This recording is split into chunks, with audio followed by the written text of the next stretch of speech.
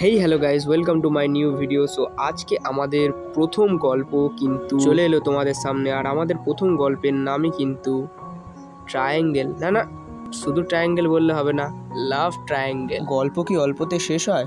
চলো শুরু করা যাক। ত্রিকোণ প্রেম। ত্রিকোণ প্রেম বলতে আমরা কি বুঝি? কেবলমাত্র এখানে দুটো মানুষের ভালোবাসা নয়, তৃতীয় জন এইখানে ইনভলভ থাকে, আর এই তৃতীয় জনকে নিয়ে শুরু হয় সব কিছু। এটাই হয়ে যায় লাভ ট্রায়াঙ্গেল। সমস্ত চরিত্র এখানে কাল্পনিক, বাস্তবের সাথে মিল থেকে থাকলে আমরা খুবই দুঃখিত। আজ আমাদের হিরো, যে কিনা কলেজের ফার্স্ট ইয়ারে সবে উঠলো, দেখতে দেখতে তার স্কুল লাইফটা শেষ হয়ে গেল। এই সময়টা সবারই কিছু নতুন পাওয়ার আশা থাকে।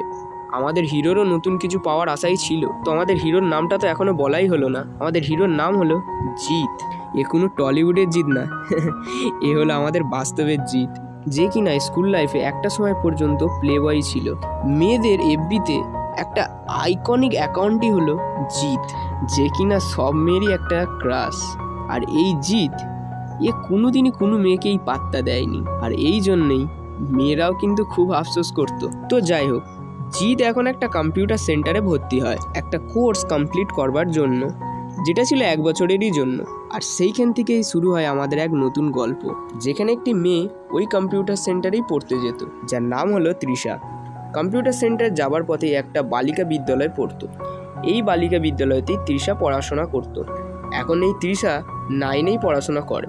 এর অনেক বন্ধুরাই জিৎকে খুব ভালো করেই চিনত এবং এই জিৎকে নিয়ে অনেক কিছুই মন্তব্য করত। কিন্তু এইসব কথা শোনবার পর তৃষা কিন্তু খুব রেগে যেত, কারণ এই জিতের জন্য তৃষার তো প্রথম থেকে একটা সফট কর্নার তৈরি হয়েছিল। আর জিতের যেখানে কোনো কথা হয় সেখানে তৃষা যাবে না, এটা কোনোদিন হতেই পারে না। কম্পিউটার সেন্টারে এদের দুজনের কিন্তু দেখা হতো, কিন্তু দুটো কোর্স যেহেতু ডিফারেন্ট, তাই টাইমিংও আলাদা। তার জন্য কিন্তু কোনোদিন কিছু প্রবলেম হয়নি, কারণ এই তৃষা ঘন্টার পর ঘন্টা জিদ্দার জন্য ওয়েট করতে রাজি আছে। আর এই তৃষার কোর্স ছিল বিকেল 4টে থেকে 6টা পর্যন্ত, কিন্তু এ আর নিজের জীবনের আরও 1 ঘন্টা সময় বার করেই নিত। আর জিদ্দার কোর্স ছিল সন্ধ্যে 7টা থেকে, আর এ একবার হলেও জিদ্দাকে দেখে যাবেই, না হলে তো তার ঘুমই আসবে না। একদিন ওই কম্পিউটার সেন্টারে একটা কাণ্ড ঘটে। রাখি বন্ধনের দিন কম্পিউটার সেন্টার খোলাই ছিল। সেই দিনকে সবাইকে একসঙ্গে কম্পিউটার ক্লাসে আসতে বলা হয়েছিল, আর সেই দিনকেই রীতিমতো তৃষা এবং জিদ্দা দুজনেই ওখানে প্রেজেন্ট ছিল। যখন স্যার ম্যামেরা বলে দাদাদেরকে আজকে তোমরা রাখি বাঁধো, এই কথা শুনবার পর শীঘ্রই তৃষা রীতিমতো বাইরে বেরিয়ে যায়। তৃষার একটা বন্ধু পূরবী তখন তৃষাকে ডেকে আনে। আবার পূরবী যখন তৃষাকে ডাকতে যায়, গিয়ে বলে, হ্যাঁ রে, কী হলো তোর? তুই বেরিয়ে গেলি কেন? না রে, আমার শরীরটা কেমন যেন ভালো লাগছে না। এই তুই আমায় সত্যি কথা বলতো, তুই কি কাঁদছিলিস? আরে দূর পাগল, আমি কাঁদছিলাম তোর কি মনে হলো দেখে? আজ আমাকেও তুই লুকিয়ে যাবি? এই সত্যিটা কি বল না আমাকে। তুই বলবি না তো তাহলে ঠিক আছে। এই পূরবী যাস না, আমি তোকে বলছি সবটা খুলে। আসলে জানিস তো, জিদ্দাকে না আমি অনেক দিন ধরে লাইক করছি। আমি জিদ্দাকে ছাড়া যেন মনে হয় বাঁচতেই পারবো না। তুই কি কোনোদিন জিদ্দাকে সামনাসামনি কিছু কি বলতে পেরেছিস? সত্যিকারের বলতে কোনোদিন বলতে পারিনি রে। সে নয় ঠিক আছে, এরকম ভালোবাসা তো আমি অনেক দেখেছি, তোরও সেরকম ভালো লাগা ওটা ভালোবাসা না। না রে, সত্যি আমি জিদ্দাকে অনেক ভালোবাসি। তাহলে তুই আজকে এক কাজ কর, রাখিটা আজকে জিদ্দাকে আর পড়াস না রে। রে। এইসব কথা মিটে যাওয়ার পর তারা আবার পুনরায় কম্পিউটার সেন্টারে যায় এবং তারা দেখতে পায় জিদ্দা পুরো সামনেই বসেছিল। এবং সুকান্ত স্যার তৃষাকে দেখতে পায় এবং বলে, এখনও পর্যন্ত তুমি জিতকে রাখি পড়াওনি? এইসব তৃষা শোনবার পরে সঙ্গে সঙ্গে বলে, আমি স্যার বাড়ি যাচ্ছি, আমার শরীরটা ভালো লাগছে না। আর এই সময় জিতের খটকাটা লেগে যায়। সেই দিন জিৎ নিজের বাড়ি তো ফিরে আসে, কিন্তু তার মনে সেই খটকাটা কিন্তু থেকেই যায়। জিৎ ভাবতে থাকে, আচ্ছা মেয়েটা আমাকে শরীর খারাপের নাম করে রাখি পড়ালো না কেন? আর এইসব 7-5 ভাবতে ভাবতেই হঠাৎই মেসেঞ্জার থেকে একটা আওয়াজ আসে। জিৎ তখন সেই নোটিফিকেশানটা খুলে দেখে, আরে সেই তৃষা না, সে মেসেজ আবার করেছে, হ্যালো জিৎদা, আচ্ছা ঠিক আছে একটা রিপ্লাই দিয়েই দিই, হ্যাঁ বলো। আর এইভাবেই সেই রাতটায় দুজনে একসঙ্গে অনেকক্ষণ ধরে কথা বলে। কথা বলতে বলতে যে কখন 12:30 বেজে গেছে এটা দুজনের মধ্যে কারোরই লক্ষ্য পড়েনি। আচ্ছা তৃষা, অনেকক্ষণই তো কথা হলো, 12:30 বাজতে যায়, আবার পরে নয় কথা হবে। এটা বলবার পর তৃষা বলে, আচ্ছা ঠিক আছে জিদ্দা, আবার নয় পরেই কথা হবে। তৃষা এইটা বুঝতে পারছিল যে জিদ্দা এখন তাকে একটু হলেও লাইক করে। তৃষা পরের দিন সকালবেলা জিদ্দাকে আবার মেসেজ করে, এবং জিদ্দাকে সত্যি কথাটা সে বলেও দেয়। জিদ্দা সব কথাগুলো পুরোই শুনে নেয়, শুনে কিছু মন্তব্য আর করে না। আসলে জিদ্দার জীবনেও তো কিছু একটা চলছিল না, সেইগুলো আর জিদ্দা রিভিল করে না।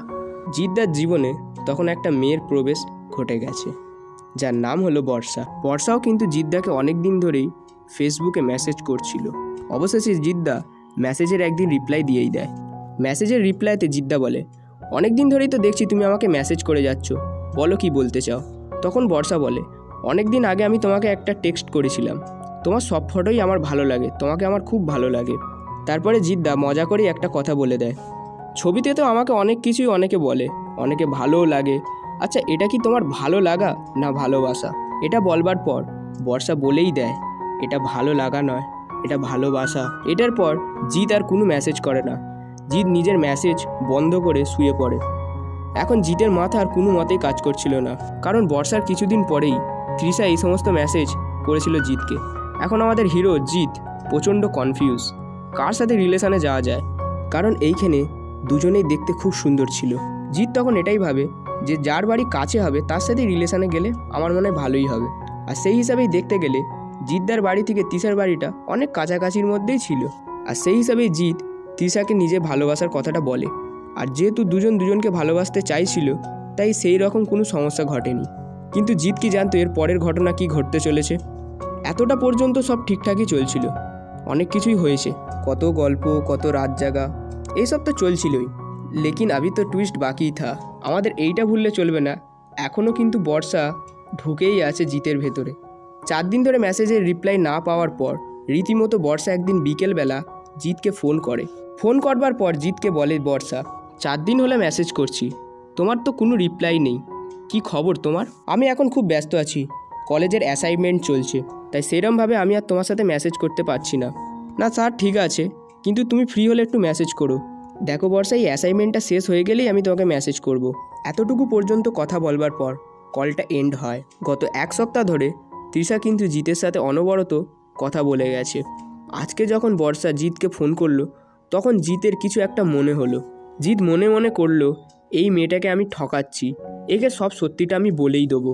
সাহসও করলো, বলবার চেষ্টা করবে ভেবেও বলতে আর পারলো না। এমন কিছু ঘটনা যেগুলো মানুষ বলবার চেষ্টা করলেও বলতে পারে না, কারণ এই জিত এখন মনে মনে বর্ষাকেও ভালোবাসতে শুরু করে দিয়েছিল। তার কারণে বর্ষাকেও কোনো কিছু রিফিউজ করতে পারছিল না। এরপরে আর এক নতুন সমস্যার জন্ম নিল। হঠাৎই রাত্রিবেলা তৃষা একদিন বলে বসলো, জিদ্দা আমি তোমার সাথে দেখা করতে চাই। এই মেসেজটা দেখবার পর জিদ্দা রীতিমতো চমকে গেল। তারপর জিদ এটা ভাবলো, এটা নিয়ে কি করা যায়। তৃষাকে আমি আমার সব সত্যি কথাগুলো বলে দেবো, যে আমি আরও একটা মেয়েকে ভালোবাসি, যার নাম হলো বর্ষা। আর যেহেতু তৃষার বয়সটা খুবই অল্প, আমি ওকে খুব ভালো করেই বোঝাতে পারবো ব্যাপারটা আসলে কি হচ্ছে। আর সেই জন্যে তৃষার সাথে দেখা করতে রাজি হয়ে যায় জিৎ। কিন্তু এই ঘটনাচক্রে অন্য কিছুই ঘটতে চলেছিল। নদীর ধারের একটা রাস্তায় একদিন ফিক্স করা হয় একটা টাইম। শনিবার দিন 10টার সময় টাইমটা ফিক্স করে নেওয়া হয়, কারণ ওই দিনকে তৃষা স্কুলে খুব কমই যেত। ওই দিনকে তৃষার 8:30 থেকে টিউশন থাকতো।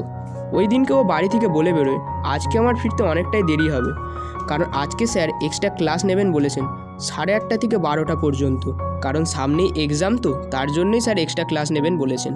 বাড়িতে এইসব বলেই তৃষা বেরিয়ে পড়ে এবং সে 8:30টার সময় যে টিউশনটা, সেই টিউশনটা অ্যাটেন্ড করে। তার বেস্ট ফ্রেন্ড পূরবীও সেই দিনকে টিউশন অ্যাটেন্ড করে। 10টার সময় টিউশন শেষ হয়, যে যার বাড়ির দিকে চলে যায়। কিন্তু তৃষা আজ তো বাড়ি যাবে না, আজ তো তাকে অন্য কোথাও যেতে হবে। পূরবী তৃষাকে জিজ্ঞাসা করে, হ্যাঁ রে তুই কোথায় যাচ্ছিস রে? তৃষা কোনো উত্তর দেয় না। এই দেখে পূরবীর কিন্তু খুব সন্দেহ হয়, এর জন্য সে তৃষার পিছু করে। জিৎ নিজের বাইকে করে 10টার মধ্যেই নদীর ধারের রাস্তায় পৌঁছে যায়।